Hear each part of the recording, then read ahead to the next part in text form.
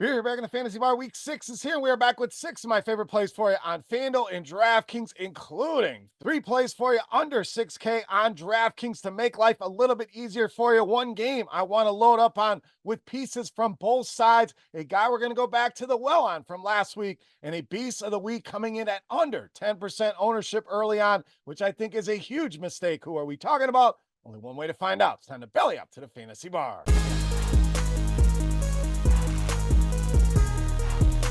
Welcome in, guys. Week 6 edition Beers Daily NFL 6-pack. Excited to get into this Week 6 slate. Last week, pretty solid week for us. Let's keep it rolling here in Week 6. Before we get into my favorite plays for you on FanDuel and DraftKings, do me a favor. Take a second, click that thumbs up button, subscribe to the channel, hit that notification bell, and check us out over on Splash Sports as well. If you guys haven't checked it out yet, what are you waiting for? Elevate your game with Splash Sports' newest Quick Picks contest where you can win up to 12 times your entry. Simply select more or less in any stat category and build your entry with at least 2 picks. Splash Sports now available in 34 states. It's your go-to destination for peer-to-peer fantasy and betting contests. Take on the RotoGrinders experts this week at splashsports.com/RotoGrinders and use promo code ROTO10 to get a $10 credit after joining your first contest. All right, Week 6 looks like a fun one. Let's dive in with the first play at running back with Javonte Williams of Denver. So Javonte Williams just continues to look better each and every week. The prices aren't really going up as much as I thought they would here, and I think the role only going to continue to grow in this Denver backfield. We know 2 things. Sean Payton running backs can be very valuable to us in fantasy, and Bo Nix, a guy that's not afraid to check it down, and we've seen the usage in the passing game for Javonte Williams, averaging 4 receptions a game over his last 4, giving us 33 receiving yards per game over that stretch. One of those games was only 3 receiving yards. So yes, he can have some down games, but there are some big games in there as well. This matchup with the Chargers, an ugly game, ugly total. I get most people probably crossing this one off their list, but LA has allowed over 100 rushing yards in each of the last 2 games, and they are giving up the 5th most receptions to the running back position. I think it's another week where Javonte Williams is going to be highly involved in the passing game with a big workload on the ground. Javonte Williams, one of my favorite running backs for Week 6. All right, we're going to go back to the well on a guy from last week.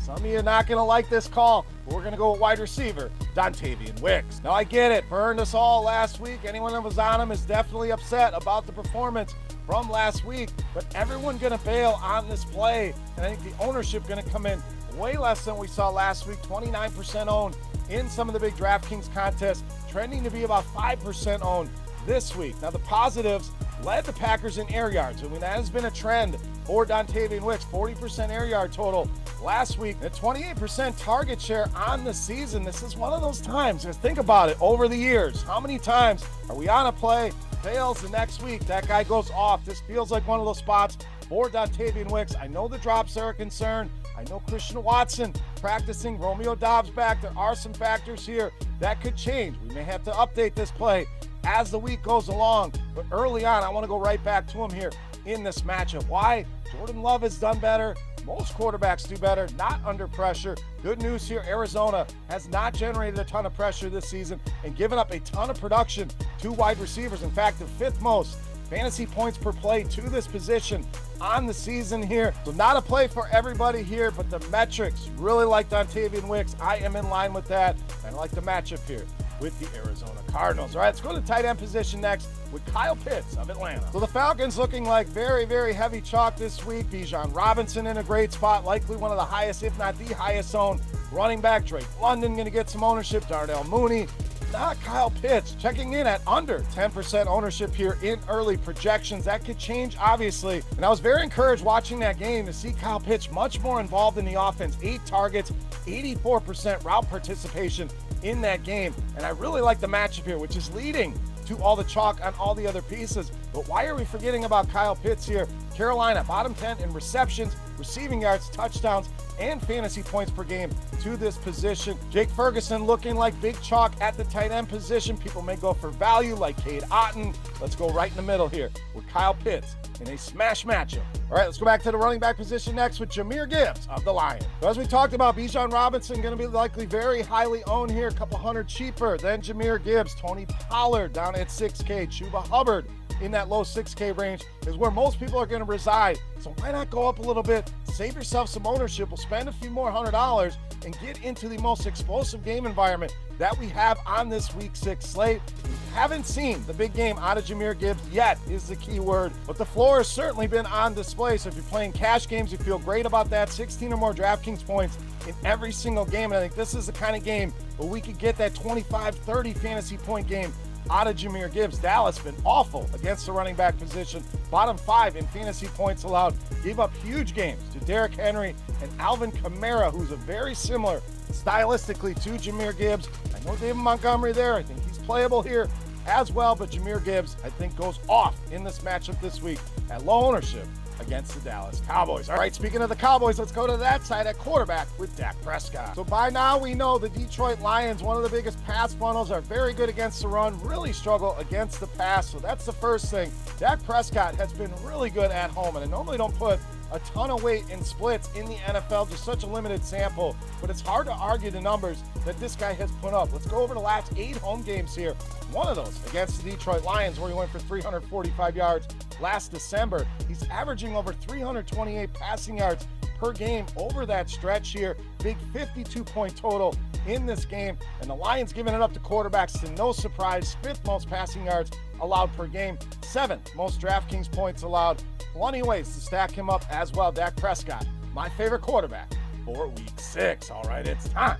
Take a look at my favorite play for week 6. Before we do that, let's continue our Beast of the Week contest. Easy to play. Click that thumbs up button and you head out to the comment section here and guess fantasy points on DraftKings for my Beast of the Week. Whoever's guessed is the closest. You are going to win your choice of a free month of RotoGrinders Premium, a free month of Scores and Odds Premium, or some free RotoGrinders swag. All right, let's wrap it up with my favorite play for week 6. You know that's the Beast of the Week.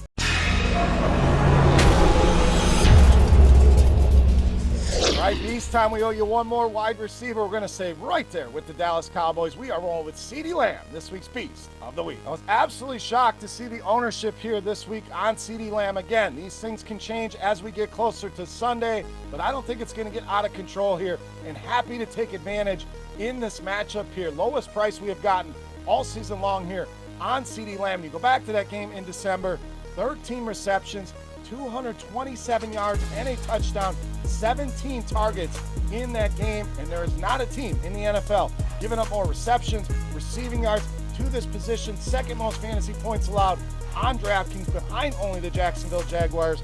Smash spot, nuclear spot, CeeDee Lamb, easily my favorite play on the board in this week's Beast of the Week. All right, guys, that'll do it for our week 6 six-pack. If you have any comments, questions, or feedback, you know where to find me. Hit me up in that YouTube comment section or on Twitter at Beermakersfan. Don't forget your guess for CeeDee Lamb's DraftKings points for week 6. First shot to win some free RotoGrinders Scores and Odds Premium or some free RotoGrinders swag. Hit that thumbs up button, subscribe, and hit that notification bell if you haven't already. And check out splashsports.com/RotoGrinders for this week's suite of games. Awesome site. Make sure you go over there and check it out. Pints and Picks will be back again this week. We are on quite the heater on our picks, so I'll give you 2 of my favorite picks on that video over on our Scores and Odds YouTube page, and even more picks in our premium suite over on scoresandodds.com. For RotoGrinders.com, I am Beer saying salute. Thank you so much for watching. Best of luck here in week 6, and we'll see you next time. Thanks for checking out our videos. Don't forget to subscribe to this channel for more DraftKings, FanDuel, and other DFS content, and you can check out our daily live show schedule on RotoGrinders.com/videos.